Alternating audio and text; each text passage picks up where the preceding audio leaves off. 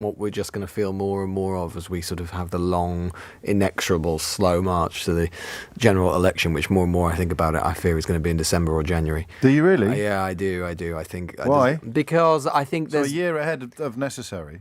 Yeah, well, yeah. I mean, it's because they repealed the Fixed Term Parliaments Act. If they hadn't repealed the Fixed Term Parliaments Act, we'd actually be looking at one in May. Right, yes. Because it had to be 4.5 years. But because they repealed it, theoretically, it can be January 2025. And although I suspect it won't be in January, if I had to put money on it, I wouldn't say it would be in January because it means you'd have a sort of campaigning period probably over the sort of Christmas, New Year period, which I think no one would thank me for. I just think that, with no shift in... Well, I hope I'm wrong as well, but I think there's two... On the other hand, I've got a book out in November. So I do understand Number 10 have put that in their grid. I'm told it is a major concern. It is a major concern. They would hate to clash with you.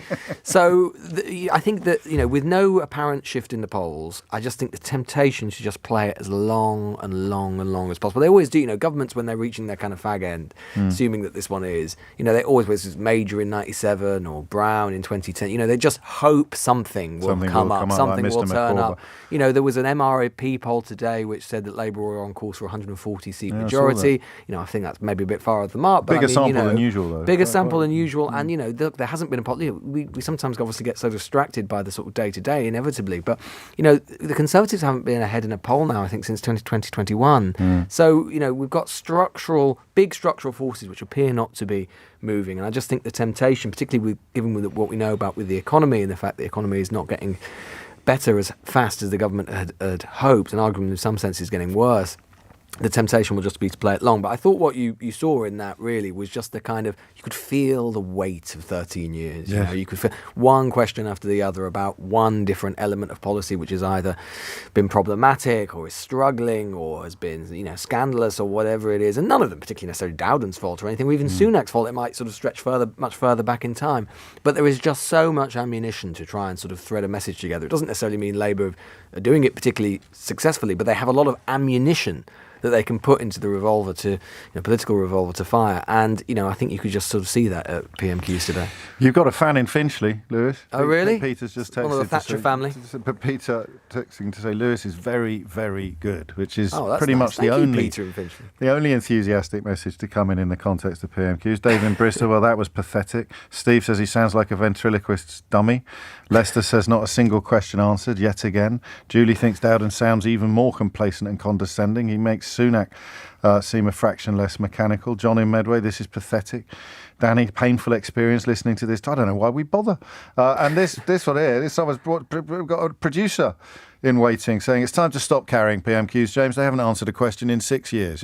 Right, 16 years. Yes, Dowden more so than Sunak, possibly, because he moves very, very quickly to...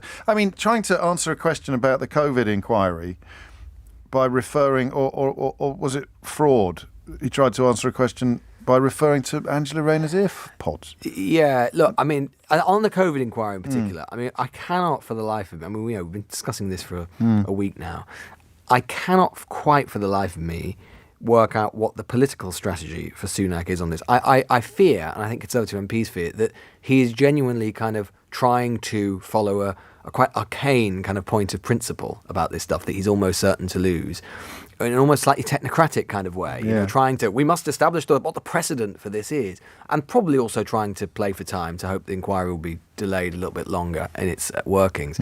But if that is the case, that is just absurd, because ultimately, whatever officials may think, and whatever he may think about the principle of handing this stuff over, every single expert says that they are very, very likely to lose it. Yes. So what is the political gain? There is no political gain at all. All there is, it just allows, as we saw, as we predicted, and as Rayner did exactly in that session, it just allows Labour to construct a narrative to say they're trying to hide something. They're trying to hide something from you. And even now, if they decide to, and I wouldn't be surprised, by the way, if in the next week or so they do just decide to hand it over, but then the damage is done. And I think there is this worry. Whenever you talk to Conservative MPs, they'll sort of slightly roll, although they are grateful in a sense to Sunak for restoring some stability. Things don't feel existential every day like they basically did for the whole of 2022. It only goes so far. There is a fear that this is a guy whose politics does not extend very far or reach very deep. And that includes his sort of political antenna and includes how he perceives politics. And although they think that the 5 pledges that he's made are good and they're easy to understand, and the government has done quite a good job in communicating them. Whether that takes you, it might take you up to the election, but what's after the election? And right now, there's very little sense of that. There's not a lot of bottom. He rose without trace as well, didn't he, really? I'm fascinated by people like that. It's almost as if, well, I've made all my money. I'm still young. The obvious path for me to go down now is politics, which doesn't speak of a passionate policy core, does it? Yeah, look, I think a lot of the Sunak premiership and a lot of the election will basically come down to this. It's a very modern thing about vibes. I don't think there isn't much. I mean, some of the reports today from the Prime Ministerial trip to Washington, a lot of the sort of lobby reporters there saying, in the huddle that is done where reporters sort of gather around and ask the Prime Minister loads of questions on the plane, them all saying the only time that he really kind of lit up was talking about AI. And this doesn't surprise me with Sunak, because I think there's a bit of the kind of Wilson white heat of technology about him, right? I think that his sort of You sounded vibe, a bit like Harold Wilson there. He was just inhabiting me briefly, James. Pound in your pocket. Yeah, he That's has what a little turns him bit on. Yeah, exactly. Not Harold Wilson, but the technology and the sort of technological argument. And he is this kind of, Silicon Valley, Pasadena kind of California guy at heart, I think. And, I think one of the great questions, and again, Conservative MPs asked this a lot, Brexit, why did he back Brexit? Yes. What is it? Because on so many levels, there is so much about him. You could sort of see him far more in the kind of Cameroon Tory. Yes. In many ways, he is in that, and yet there is this slight oddity about him. Why did he back Brexit?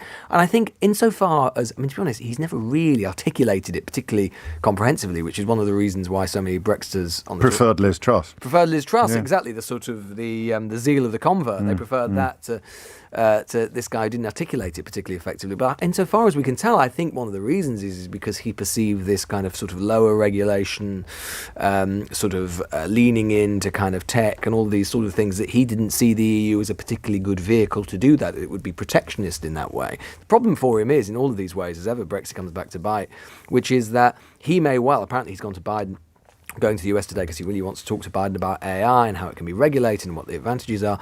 But of course, and Britain is a leader in AI.